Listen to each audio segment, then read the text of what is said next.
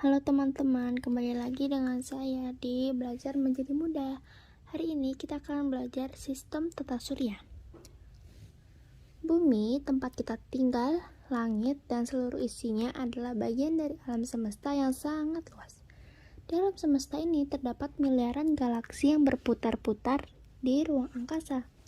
Galaksi adalah benda langit yang sangat besar dan terdiri atas bintang, planet, gas, debu, serta benda-benda lainnya yang disatukan oleh gaya gravitasi.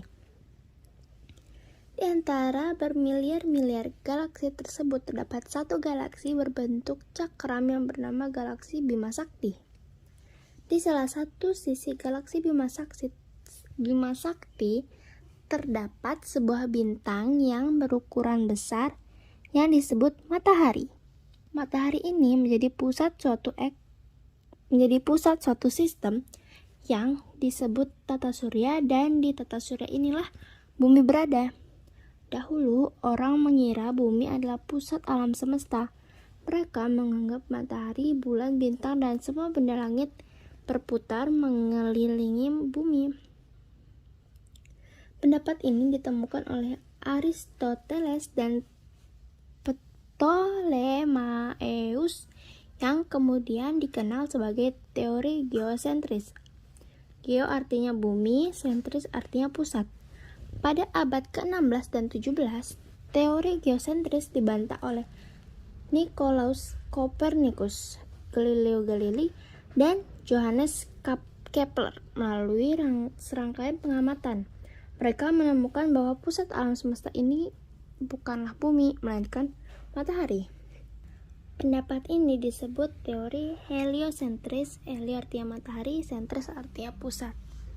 Kini kita telah mengetahui bahwa pendapat ini juga tidak sepenuhnya benar. Matahari hanyalah salah satu bintang di antara sekian banyak bintang di alam semesta. Matahari bukanlah pusat alam semesta, melainkan pusat tata surya kita. Tata surya kita terdiri atas matahari, planet, dan satelit. Ayo kita pelajari lebih jauh tentang benda-benda langit penyusun tata surya. Yang pertama, matahari. Matahari adalah sebuah bola besar yang terbuat dari gas yang panas dan berpijar. Diameter matahari adalah sekitar 1,4 juta kilometer atau sekitar 1 kali ukuran bumi, dan beratnya 300.000 kali berat bumi. Padahal sebagian besar bahan pembentuk matahari adalah gas hidrogen dan helium, yaitu gas yang paling ringan di seluruh jagat raya. Ukuran matahari begitu besar sehingga jika bagian dalamnya kosong dapat memuat 1 juta planet sebesar bumi.